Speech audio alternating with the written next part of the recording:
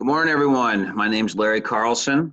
I have the privilege of hosting Chris Larson from Norwalk, and he's going to be speaking to us about culture in our basketball programs. This is for the 2020 IBCA Online Fall Clinic. Before our speaker gets started, the IBCA would like to thank our sponsors who help make our clinics a success. Adrenaline Fundraising, Pizza Ranch, Huddle, Ball is Tech Sports, Snap Rays, Decker Sports, The Graphic Edge, Airborne Athletics, BSN, Coaches versus Cancer, Corny Board AIDS, Fellowship of Christian Athletes, and Shoot Away. Okay, Coach Larson, let's begin. All right. Well, we're going to have fun with you guys here today. Really, I think I had the honor, just been doing this a long time. Both of us have. And when I was asked what I would like to talk about, or if what I think maybe has been most impactful for me as a coach, I just said what makes us unique is the culture of our program. And, the first, things that I did was contact Coach Carlson and said, hey, could we do this together? We have had so many late night chats about this. Something that I think is an interesting fun fact is Coach Carlson and I became friends in 2004 when was my, I think both of ours, first time playing in the state tournament.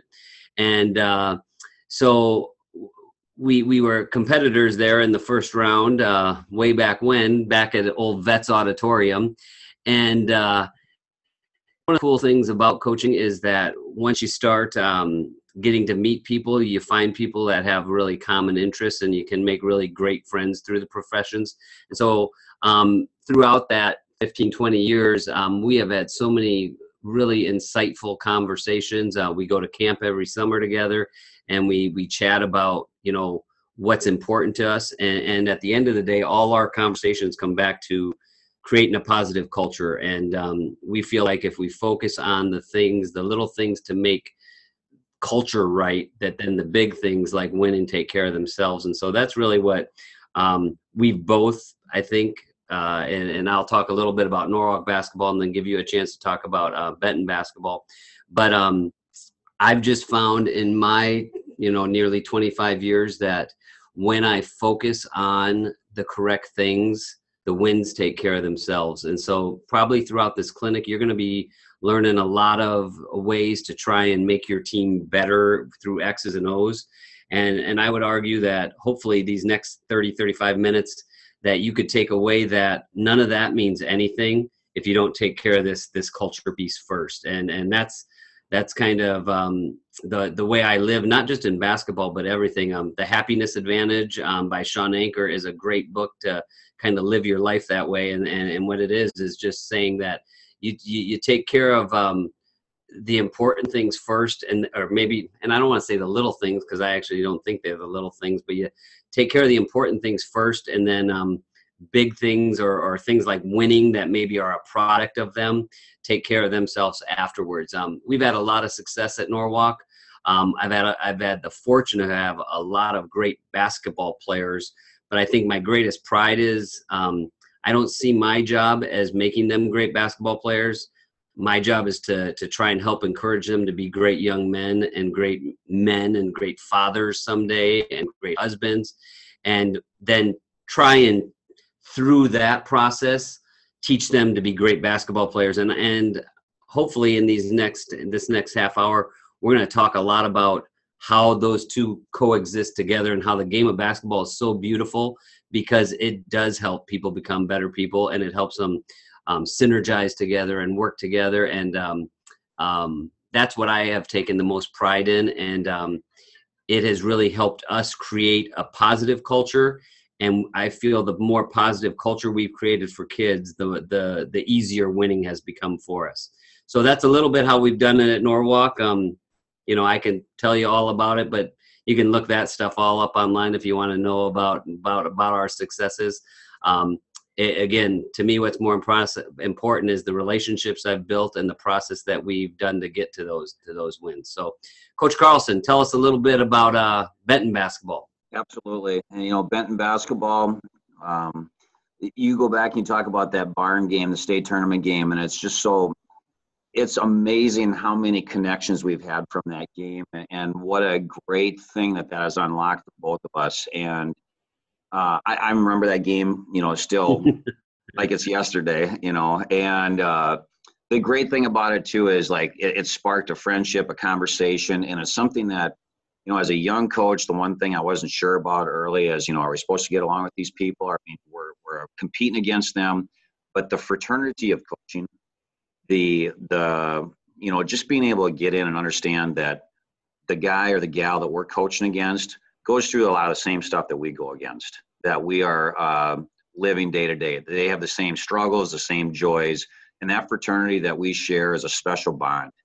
And, I can remember the times that we'd see each other afterwards and reminisce a little bit and just talking. And I remember like one of the greatest things I remember you saying is, gosh, these team camps are starting to get crazy out of price. I'm thinking about getting something going for at Norwalk.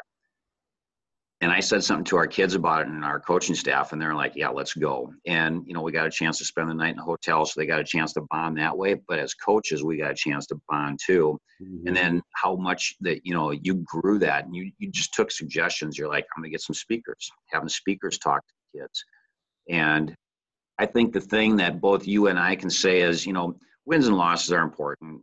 Conference titles, we're competitive people, but the true scoreboard is looking to see what are our players doing after they get done playing basketball. What kind of an impact are they making in their community, in the jobs where they're working, their families that they are, going to be leading and being a part of. And I really believe that, you and I both and our coaching staffs believe in the fact of, basketball is going to show athleticism, but it also shows your character. Your character is going to get revealed many, many times during the course of a basketball game on the charge block call. Your character is going to come out on, how you handle when another team goes on a run, or how you handle when you go on a run. And, our similarities there are so much fun. And I think both of us can, agree and say too, that there's been times that we've called each other, we've been talking on the phone, and one of us needs to get our cup filled a little bit better, because we've had a tough stretch that we've gone through. And hopefully that's what this culture piece will help other coaches who are listening just kind of go, sometimes you got to reinvent yourself. Sometimes you're out there at a clinic looking for that one zone set or the defense that's going to tip the advantage in your way. And I remember after you and I talked about core values, mm-hmm. we have been big on core values and just sharing those with kids. And it takes a little pressure off kids as far as wins and losses, and just allows them to focus on some things to enjoy the game as they go through and compete a little bit. I think it's interesting that you bring up that word compete, because one thing I think just to start with here too is I want everybody who's listening and watching this to understand that you probably, and it's great. I think of guys like Aaron Thomas and Noel and all the guys, Coach Megger and the guys who've been coming to all our team. Like, we are competitive sons of guns, and I don't want to get misconstrued by thinking that like this is all like we know that we're playing a competitive sport, and the idea is to win the game. Now, I think what it is finding a balance between that competitive spirit and understanding what's, also what's important in things. It always beckons me back. Have you ever seen Rocky III? Yes. You remember when Hulk Hogan, is I forget what Thunder Lips, and like Rocky's trying to fight him, and then afterwards they're taking the picture, and Rocky's like, "What are you doing out there?" And Thunder Lips is like, "Hey, that's the name of the game." That's how I always kind of envision it. Like when it's game time, like, and I think you're the same way because I've watched you coach and I've coached against you. It's game time. We're not messing around. This isn't like this is varsity sports, and we're trying to win conference titles and state titles. So I don't want you to get confused if you're sitting there, especially as a young coach, to think that because I don't know, just sometimes in our world today, I don't want you to be confused. I don't think you're going to find many more competitive people out there than myself. And I know I can speak for the same on Coach Carlson. when it's between the lines. But then also, I think you're going to find that you can be more successful competitively if you shape your culture in a way that helps you prepare for success, both before and after the game. Yes. So let's kind of dig in. We grabbed this from a John Gordon book, and I know John Gordon's really a popular author right now with coaches. And one thing I wanted to say prior to reading this, and obviously those of you who are watching this, you can read this as we're going, and we can just read it aloud too. But one thing that I feel there's too much of nowadays is it's really great to read all these books, and it's great to talk about everything. I feel like there are times, though, where everybody's really good at talking about what they do instead of just doing it. And we can all go and we can hear about what John Gordon says, or we can hear about what this coach or that coach does for leadership. You're the leader of your team. And honestly, it doesn't matter what anybody else in your community is saying or anybody else in the world is saying. You're the leader of your team in your community, and you know what's best for that. So go out and lead. And don't tell everybody what you're going to do or what books you've read. Go be a leader. I don't know, Coach, if you agree with that or if you want to add anything to that. 100% agree with you. Like, you have a lot of people that I think that are making some money going around and talking about culture when, it's how you do things. And it's not a sign that's hanging on the wall. It's not a poster. Right. It's going to be how you do things. Yeah. And honestly, we'll get to this in our core values. That's why we switch every year, because we look at our team and establish our core values. And I know you guys do the same thing because we've talked about this year to year, because this year's team might need different structure than next year's team. Just like we change our offense or our defense, our culture is going to change depending. We might have leaders who are a little more quiet and shy this year than we did last year. And so our culture and how I lead that culture might be a little bit different. Again, you know your team and you know your community, and how I lead here in Norwalk probably should be different than how you lead in Benton, because I know we have different communities. Yep. So read this little, article, or excuse me, this little blurb here with me as we go. But it just says your most important job as a leader is to drive the culture, and not just any culture. You must create a positive culture that energizes and encourages people, fosters connection, relationships, and great teamwork, empowers and enables people to learn and grow, and provides an opportunity for people to do their best work. Culture is not just being one thing. It's everything. Culture drives expectations and beliefs. Expectations and beliefs drives behaviors. Behaviors drive habits, and habits create the future. It all starts with the culture you create and drive through the organizations. That's where all success and great results begin. And, again, I think that's a great paragraph, but here's the deal. You got to go do it. We can all read the paragraph. We can all say, yeah, culture is important, but you actually have to really care about everything that you do. And when we get to this next picture, I'm going to try and at least explain from my vantage point what that means to me. Coach, you go ahead and tell me kind of what that means to you. What I'm hearing right away is, I think a lot of times people are like, okay, what do I pick? What is it that's important? Or our culture is going to be based on winning. And what I tell people when I hear that is everybody wants to win. Right. But what happens if somebody throws in a last second buzzer beater? And what happens if the next night you got some guys who are sick or dinged up in practice or whatever the case is, and you don't play your best game and you lose 2 in a row? Are you going to change your culture because you're not winning? So I just think that culture piece, you have to make it what's important to you as a coach, and you have to make sure that you live it, eat it, breathe it every day. And you can't fake it. When you find out what you think is important to you, especially for that year, that focus, you'll know, and your kids will know. And if you don't know, ask your kids, and they will help you form that. And see, I think that's so important. You can't fake it. And it's hard work. You got to care. For me, Coach, and I hope you enjoy this again, because like I said, we've been such good friends and had so many candid conversations. But this picture meant so much to me that I wanted to put it in right after that paragraph, because culture's not just something. It's not like something you create. It's like hard work you do every day. So this picture is 2020 state tournament. It was the last time that there were fans in the stands, because if you remember then COVID hit and we didn't have fans the next game. But I just want to tell you, so we're playing Ballard right here. And I want you to just look, because what everybody sees is just a bench that's excited. But what I see, why this is such a meaningful picture to me, is we had a bad first half. And I could tell you all the reasons why. But when you want to talk about culture, we showed up to the game, and they had told me they didn't know for sure because the governor was going to speak at 2:00, and we didn't know if we were going to play or not. And my kids overheard it. And there was just so many things going on in their heads. And, you know, they had worked all the time. We had some unbelievable seniors. You guys know Bowen Bourne, but there's some other kids like Tyler Johnson and Scott Anderson, worked their whole lives for this moment. And now they're like, are we even going to get to play? We get off to a terrible start, and Ballard's playing awesome, and we're digging a big hole.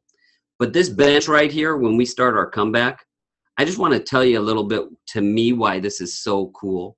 Number 2 right here, he is a kid who was starting at the beginning of the year and lost his starting spot, and kind of started cherishing his role as like about the third center off the bench, and he'd only play about 2 or 3 minutes a half.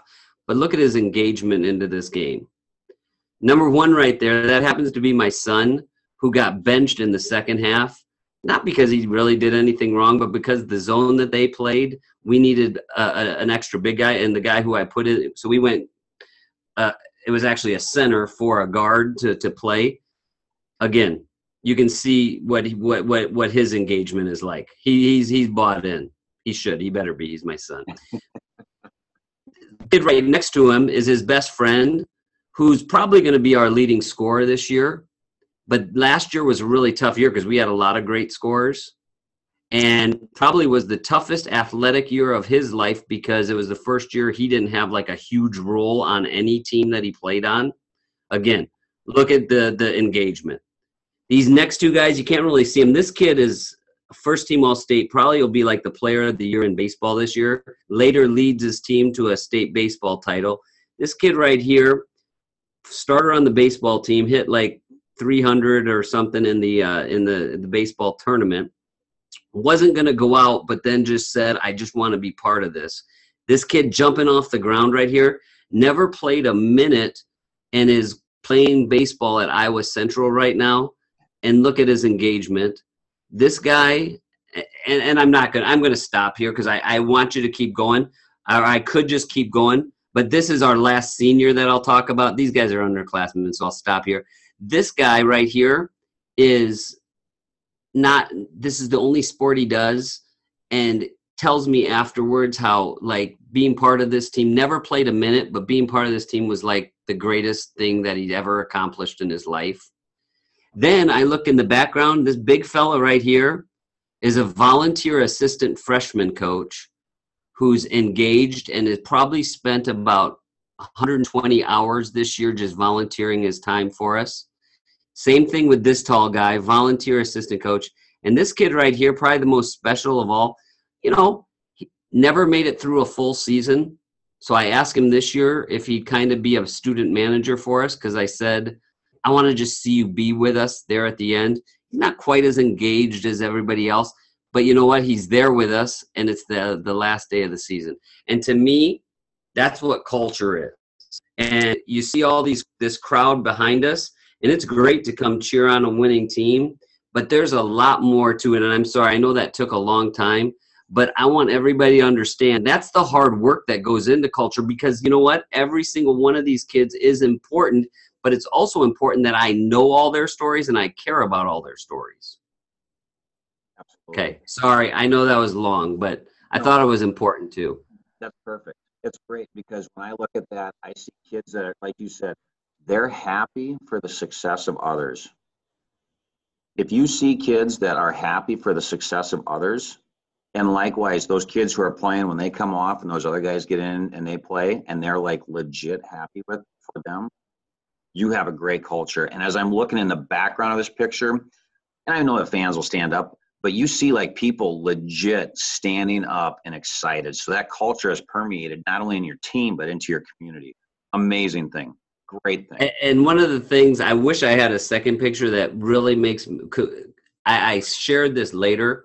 It's really neat. So not all the basketball players play baseball, but these guys who didn't play as much, if you could have been at the state baseball championship game, all these guys that didn't play baseball were all in the front row going crazy. This guy had to come in to close it out, and they they were jumping as high as he is right here for him when he got the last out of the baseball championship.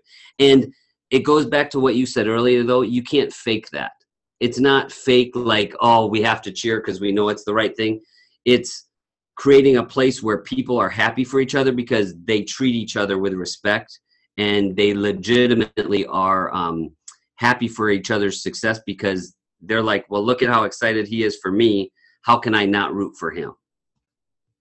Okay, I'm going to ask you one question right now. So if people nailed you down and said, what's one thing that you can do to help kids so they're excited for others?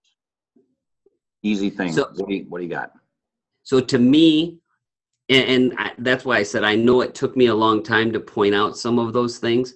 It is to empathize with all the kids on my team and to understand. I really try hard as a coach, and I hope my kids understand this.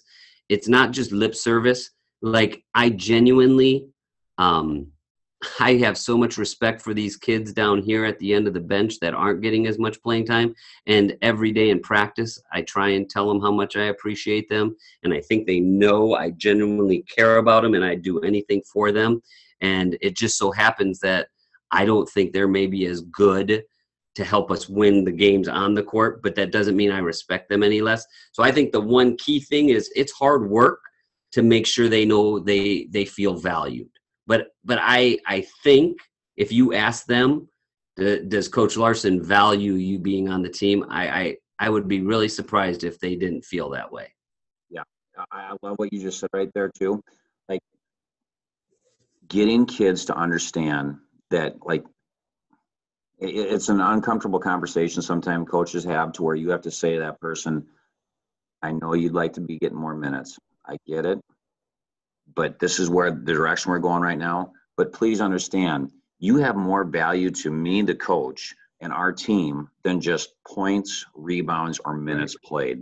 And that little conversation right there lets people know, okay, I have more value than that. And that is one of the easy things to do, to have those conversations that gets that buy-in, that makes people understand there's a little thing that's bigger than me. Because when people are always, question about how many points did you score? Did your team win or lose? And, are you getting minutes? Those are the questions that people ask. But I think the better question is, are you growing as a person? Are you figuring out how to get along with people better? Right.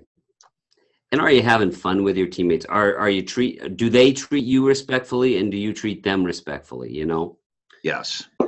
And so funny, that's actually works pretty well, right? To go into, we just happen to put our core values, but this is something I know you do as well, so we can both talk a little bit.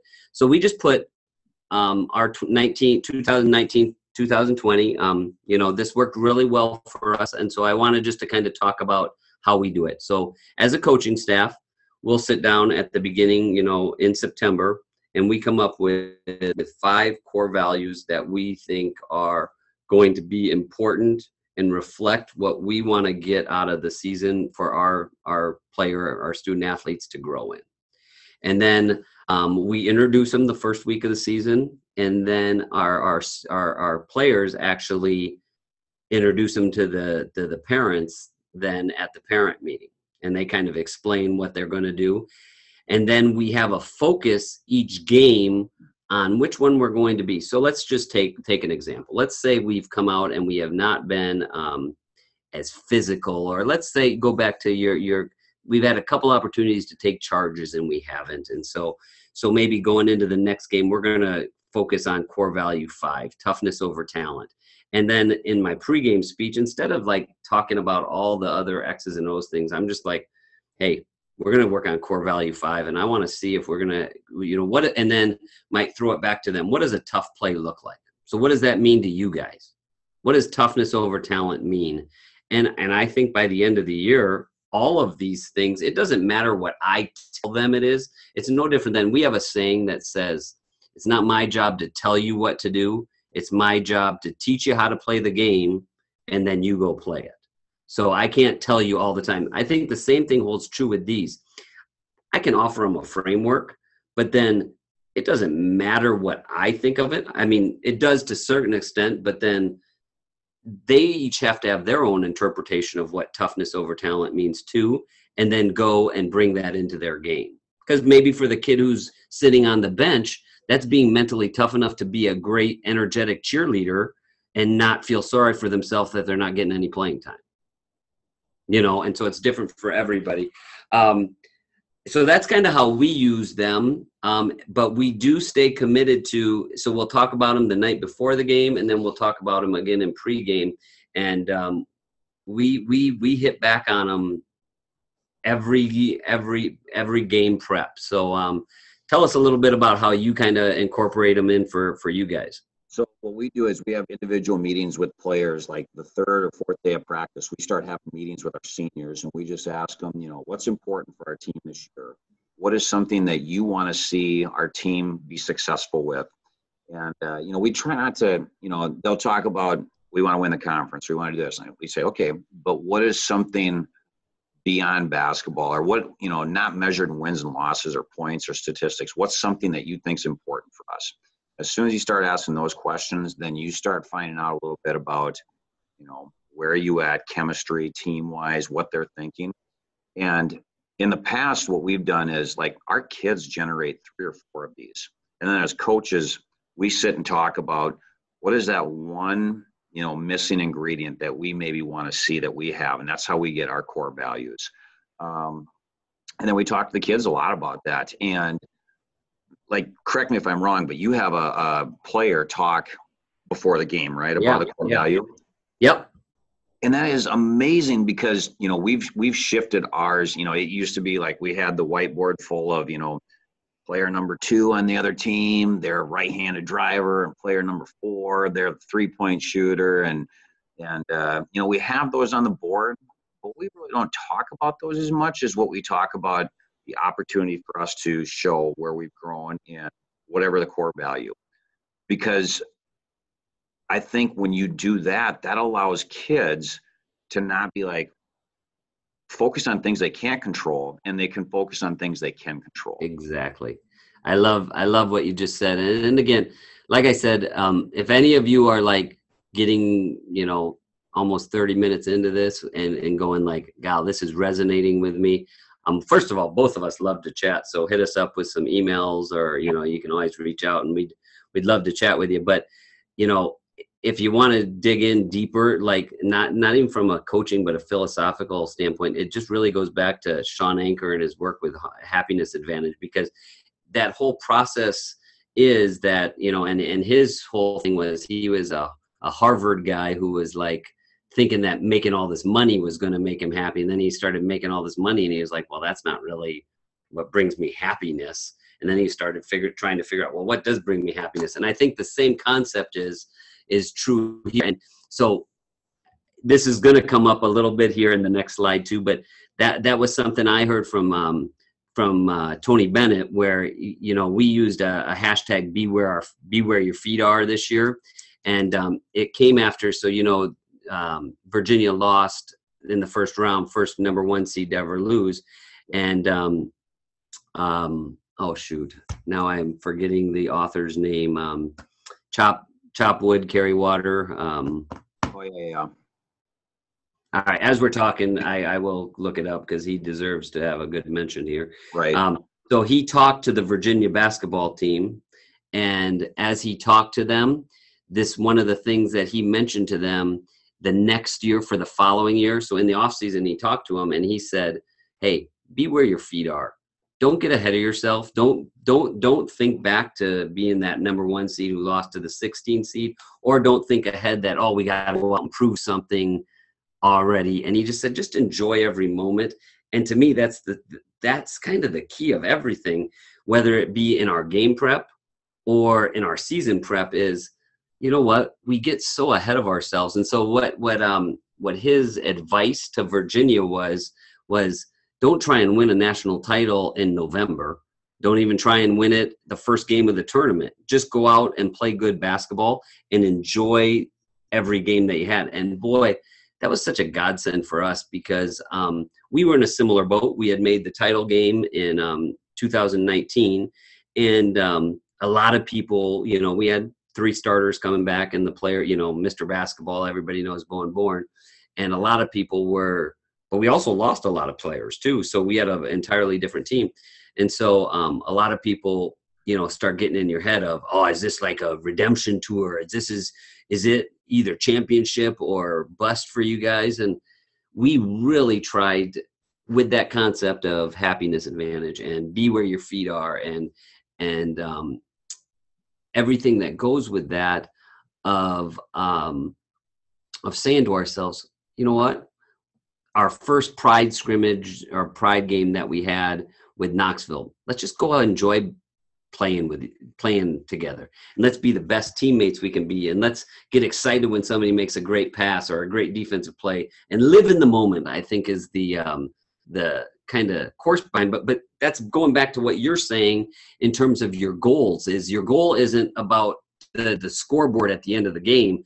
The goals are set about, hey, what little thing can I do? And I know you do that as a coach, and I try to do that. So those coaches who are listening, think about how you can do that during the game, of acknowledging a player when you've been practicing an inside pivot post move, and he makes a great inside pivot post move and goes score. Make sure we celebrate that. And you know what? Maybe we're not going to win the game, but if you've been working all week or maybe for 2 months to get him to make that move and he does in the game, celebrate it. And make sure he knows how proud you are of him on that. And if you start focusing on doing all those little things right, then the big things start happen naturally. Yes. Joshua Metcalf. That's the name of the author. Okay? Yes, Metcalf. And that book, Chop Wood, Carry Water, I remember reading it, and I think one of the first paragraphs says, this is not for everybody. It's just a way of life. And right. Amazing book, and the fact too, where I think it just goes back and it challenges you on control what you control, and don't be focused on the end result. It's the process of what you are doing and enjoying that. And what great advice for a basketball team, because think of a basketball game and how many ebbs and flows there are and how much emotion there is to it. And let's be honest, it's not easy to do as a coach, and for sure it's not easy to do for 16, 17-year-old kids to stay even keeled. But the more we can encourage to do that, and I shouldn't even say that, because sometimes I want them to enjoy and be excited, and it's even all right to be mad and frustrated as long as you can get yourself back in the moment, or let it motivate you to play even better. But you got to figure that out for yourself. This game leader thing, I did want to move into that just because we did talk about it. It's another thing that I think has helped our culture. And some of you that are watching may kind of watch this, and it's been kind of cool for me because I've seen a lot of coaches kind of follow suit, which, everything I've ever done has been stolen in an idea. I don't think I've ever come up with an original idea in my life. And so I just see things I like and I steal them from other people. But one of the things we started doing a few years back is so we have a game leader. So Billy Donovan talks about captains a lot. And one of the things he said at Florida with captains is, as soon as he named his captains, it took a little bit of the responsibility level, or a little bit of the ownership of the team away from everybody else on the team. And so he didn't like captains. So what we do now, and I felt that with him, because as soon as you make one person or two people the captains, then everybody thinks it's all their responsibility to lead, when really we all have different parts of that role. So one thing that we do is at the beginning of the year, we select what we call our leader of leaders, or our leaders of leaders. And we vote on a few leaders who are kind of like captains, maybe your old prototypical captains. And what they do is their job, their responsibility is the night before each game, they're going to pick our game leader for the next night. So they're normally seniors typically. And so what they'll do is they pick a guy, and it's a pretty cool moment because we'll circle up and they're going to explain why they chose this person for a game leader. So I just happened to use Joe Brown, who is our starting center. He's also one of the hardest workers. Like, he's the grunt worker for us. He was always guarding there. He really turned our season around because of his defense and his hustle. So let's say he was our game leader that night. Like, maybe Bowen was the night before saying, I'm choosing Joe to be our game leader because maybe he doesn't get the notoriety that some of the other people get, but he is always bringing it in practice, and he does so many intangibles that he leads in different ways for us. So he might talk about him the night before. And it's not just Joe, it's kids that don't play. So kind of they choose everybody. So our game leaders are oftentimes kids that don't even play. Then that night before the game, I don't know if you guys are the same as me, but God, the season gets going, and I know they get sick of hearing my voice every night. So our assistant coaches will go through some matchup stuff, some offensive things that we want to do from one assistant, defensive things from another assistant. I'll talk a little bit, and then I turn it over to the game leader. And then he talks about, you can see, like, he talked about the word smart in this one. And he wants the Warriors to be smart. And then he'll give a rationale and talk about the core value that he relates it to. And then we can highlight him after the game and let our audience, our viewers, know what he did. And I just think it's, again, a great leadership opportunity and a great way to keep everyone involved in the culture. And again, sorry, that was kind of long-winded, but. Yeah, but when you have your leaders of leaders recognizing the other people who aren't getting the splash, the notoriety, the pub, think about how much that fills that kid's cup or that bottle that he needs. I mean, and we don't know what's going on in our kids' lives. We try to really tap in to know what's going on. But when you have a classmate, teammate who says some positive things about you, amazing results that can do for that kid, Well, and like I said, these are just some things that kind of start, and then we build off of it, and we have different ideas a little bit every year. And all I can tell you is it has really been great for us. And this next slide of why it's so important in hoops, I think some of the things that we just got done talking about. I can't tell you if, it'd be really easy for people to say, well, yeah, that's easy for you to say. You've had Bowen born the last, 4 years. Anyone could have done it. I think if Bowen was sitting right here next to me, he would tell you that basketball meant more to him than just the basketball side of it. And I would argue there's been other really great players in the state that haven't had the same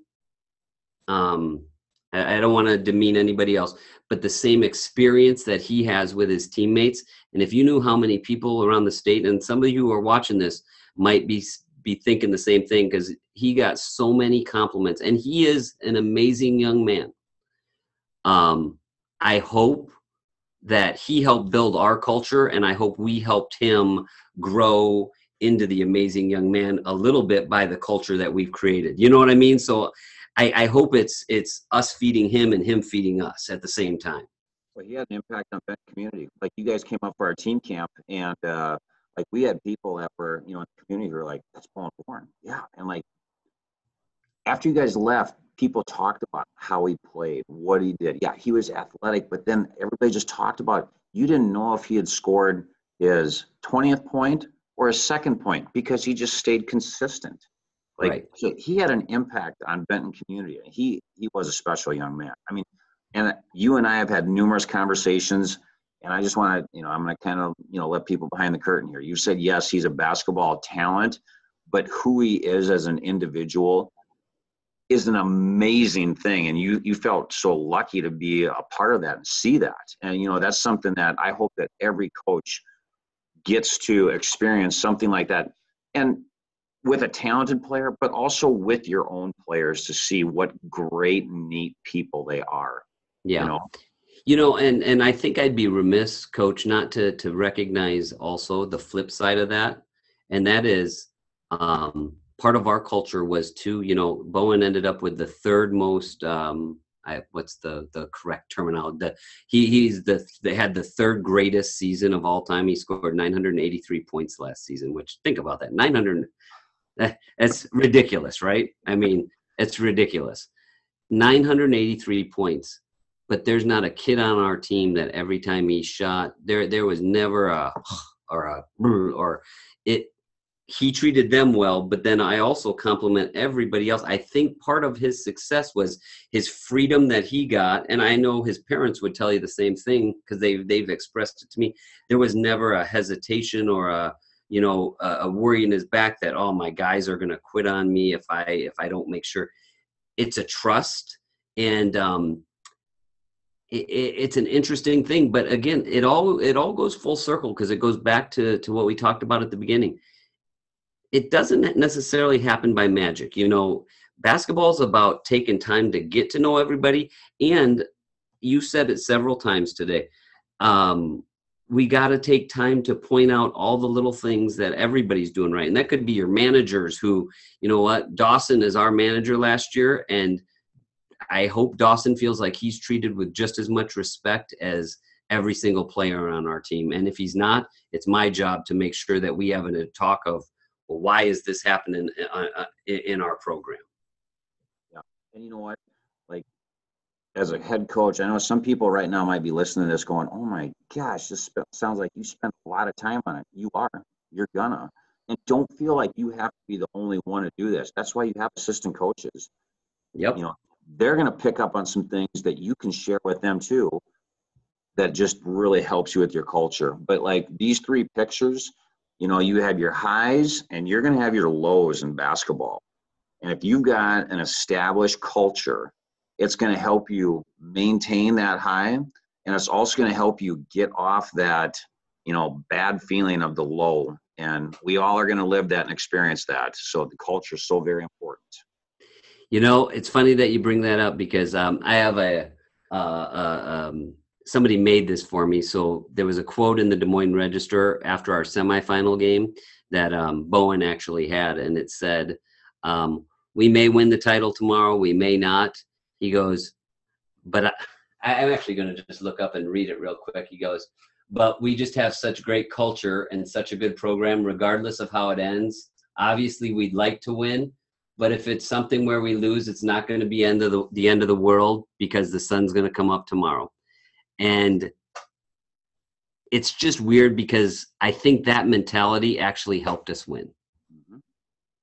And when you get out there, you guys know how it is. When you're shooting a basketball, if you're shooting it like this and like, you're not going to make it. If you're shooting it like that, then you're going to make it. So that'd just be a little bit of my advice on how some things and I don't know. We've just had so many talks throughout the years, Larry, that I hope we can kind of express this, whether it's young coaches or old coaches.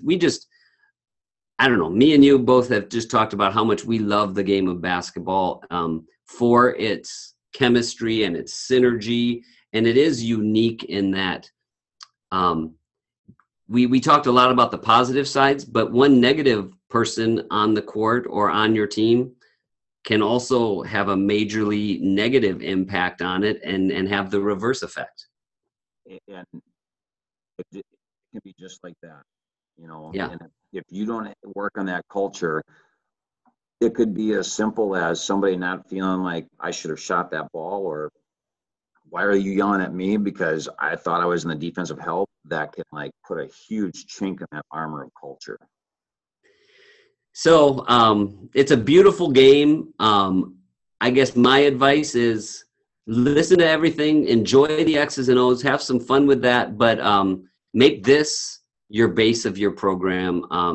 And I think if you start looking around, whether it be the San Antonio Spurs in the NBA for so many years, or kind of look at what the Miami Heat is doing right now, or look at in college basketball, some of the great programs like, Duke and, Virginia currently, and all the great ones of all time.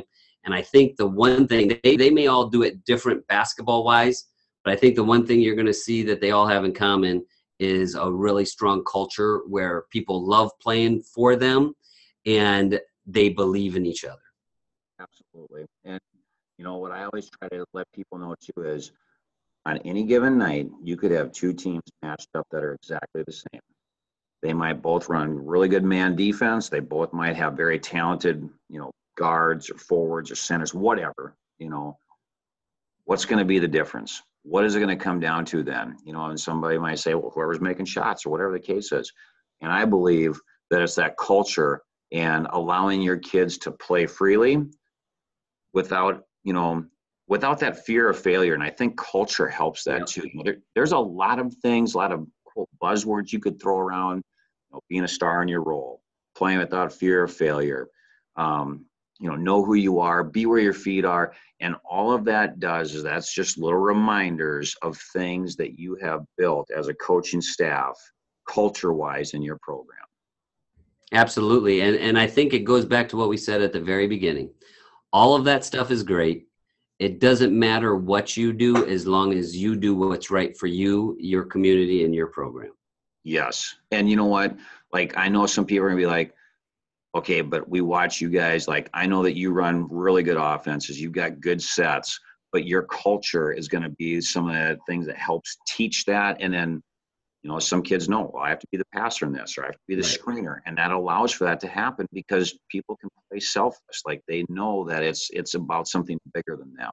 That's one thing we didn't even talk about is sometimes you got to acknowledge the great screener. Sometimes it's just getting out of the way. And we talk about like you being in the way in this play is actually what ruined the play, and that's actually part of the culture as well. So, I don't know. I hope you enjoyed the talk, and I know I always enjoy our chats. I hope if a few people, enjoyed it, great. Always reach out to either of us. We love talking the game, and we definitely love talking about this kind of stuff with any coach, young or old. So I don't know if we can add this somehow to our thing, but I'm sure that you can get our emails or get in contact with us. Again, Chris Larson from Norwalk High School in Iowa, and Larry Carlson from Benton Van Horn Community and in Iowa as well. So I don't know. Thanks for listening, and thanks for the time. Absolutely. And one other thing too is, we're on social media. Coach Larson is on Twitter. I'm on Twitter. At groups, and you're at C Larson. Yep, C Larson 5. C Larson 5. That's I knew there was a number in there. Yeah. But definitely hit us up, and shoot, if we got enough interest, we could maybe create another Zoom, get all the coaches on there a little bit too. But love it. Chris, it was my honor, my pleasure to be able to host you in this. I appreciate you contacting me and asking to talk about this. And the IBCA thanks you for sharing your time. Thank you very much. Yeah, and thanks to the IBCA for asking me too. It's a real honor, and I appreciate all the work we've done for all the years. Excellent. Thanks a lot, Coach. Have a good day, and the rest of you, we hope that you have a great season coming up. Yep.